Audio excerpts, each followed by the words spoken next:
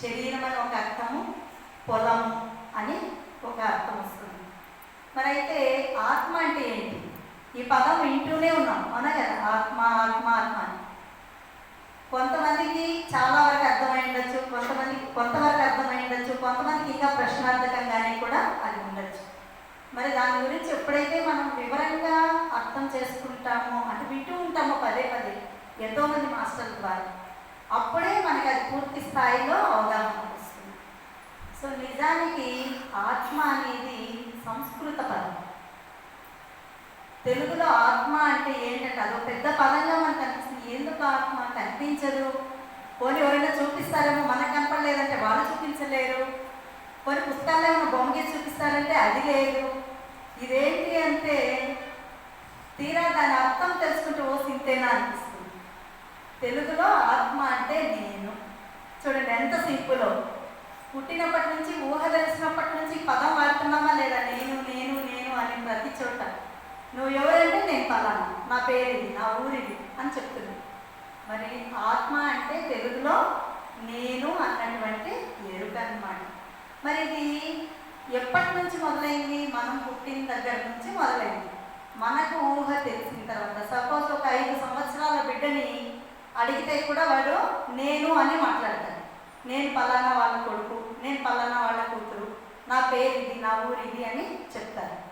మరి 10 సంవత్సరాల వయసులో కూడా మన గురించి చెప్పేటప్పుడు నేను అనే వాడతాం. 20 సంవత్సరాల వయసులో కూడా నేను అనే వాడతాం. మరి 40 సంవత్సరాల వయసులో కూడా నేను అంటాం. అదే 70 సంవత్సరాల వయసు వస్తే కూడా నేను అనే అంటాం కదా. బాగా అర్థం చేసుకుంది. అంటే మనకు ఊహ తెలిసినప్పటి నుంచి ఈ నేను అలాగే ఉంది, ఎక్కడ మారలేదు కదా. 20 సంవత్సరాల్లో మారలేదు, 40 సంవత్సరాల్లో మారలేదు, 70 సంవత్సరాల్లో మారలేదు. అయితే ఈ దేహంలో మార్పులు వచ్చాయలేదా?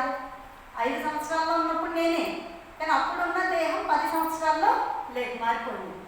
10 సంవత్సరాల్లో ఉన్న దేహం 20 సంవత్సరాలు వచ్చేటప్పటికి ఈ దేహ స్థితిగతుల్లో మారిపోయింది. 40 సంవత్సరాలు వచ్చినప్పుడు కూడా మారిపోయినాయి, 70 సంవత్సరాలు వచ్చినప్పుడు కూడా మారిపోయింది. అయితే ఈ నేను అనేది మాత్రం మారలేదు కదా, అలాగే ఉంది, అవునా కదా. తర్వాత ఒక 100 సంవత్సరాలు వచ్చాయనుకున్నాం, ఏమవుతుంది? ఈ శరీరము శిథిలమైపోతుంది. అప్పుడేం జరుగుతుంది? ఈ నేను ఏం చేస్తుంది? ఈ మేలును వదిలేసి బయటకు వచ్చేస్తుంది. మేనంటే శరీరము, నేనంటే ఆత్మ.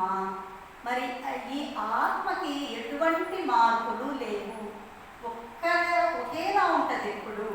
మరి ఎల్లప్పుడూ ఉండేది, నిత్యమైనది, శాశ్వతమైనది, అసలు నాశనం అన్నదే లేనిది ఆత్మ. అదే మనమందరం కూడా.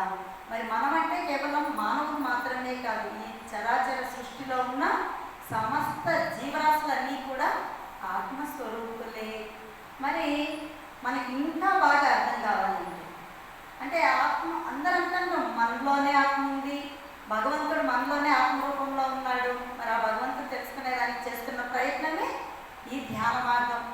ఇవన్నీ తెలుసు. మరి నిజంగా మనలో భగవంతుడు ఆత్మరూపంలో ఉన్నాడా?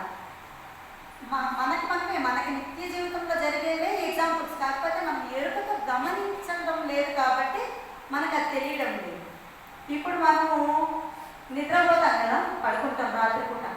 గాఢ నిద్రలోకి పోయిన తర్వాత ప్రతి ఒక్కరూ కూడా మనం ఈ శరీరం నుంచి బయటకు వచ్చేస్తాం. అయితే మెలకు వచ్చిన తర్వాత, పొద్దున్నే లేచిన తర్వాత మనకు ఆ విషయం గుర్తుందా? తెలుస్తా ఉందా? మనం బయట ఎలా వచ్చాము, ఎక్కడ పోయాము, మళ్ళీ శరీరంలోకి ఎట్లా పోయినాము తెలియడం లేదు. ఎందుకు? నిద్రలో మనకి ఎరుక లేదు. అదే ధ్యానంలో ఏమవుతుంది? ఎరుకతో ప్రతిదీ గమనిస్తుంటాం. ఎరుకతో శరీరం నుంచి బయట వస్తాము, ఎరుకతో తిరుగుతాము, అన్నీ చూస్తాము, మళ్ళీ మనం ఎరుకతో శరీరం లేకపోతాం. ధ్యానంలో ఎరుక ఉంటుంది కాబట్టి మనకు ఆ విషయం తెలుస్తుంది. నిద్రలో ఎరుక ఉండదు కాబట్టి మనం ఆ విషయాన్ని గ్రహించలేకపోతున్నాం. ఇప్పుడు సపోజ్ ఒక చిన్న ఎగ్జాంపుల్. నేను పడుకున్నాను, నిద్రపోయాను, నాకు ఒక కళ వచ్చింది, మంచి అద్భుతమైన కళ వచ్చింది. ఏమంటే ఆ కళలో నేను ఒక మహారాణి, ఒంటి నిండా బంగారు ఆభరణాలు. ఎలా ఉంటుంది మహారాణి అంటే? ఊహించుకుందాం ఒకసారి. మరి విలువైన బట్టలు, చుట్టూ చెలికత్తెలు, ఆ రాజప్రసాదం అంతా కూడా ఎంతో అద్భుతంగా ఉంటుంది. ఆ కళ తర్వాత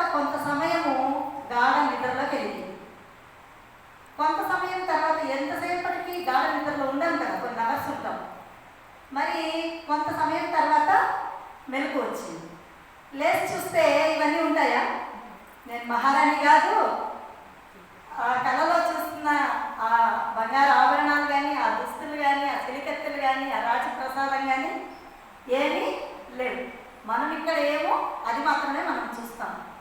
కానీ మనకు ఎలా అనిపిస్తుంది? అదంతా నిజం అన్నంత ఇదిగా మనకు ఆ కళ అనిపిస్తుంది. అయితే కళలో ఉన్నది ఇప్పుడు ఉందా మెలుకున్న తర్వాత అంటే లేదు. పోనీ ఇప్పుడు ఇక్కడ చూస్తున్నది కళలో ఉందా?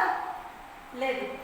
ఒకప్పుడు ఉండి మరొకప్పుడు లేకుండా పోయేది అంతా కూడా మాయా, అసత్యము, అబద్ధము. అయితే మనకు ఆ విషయం తెలియక దాని వెంట పరిగెడుతున్నాం.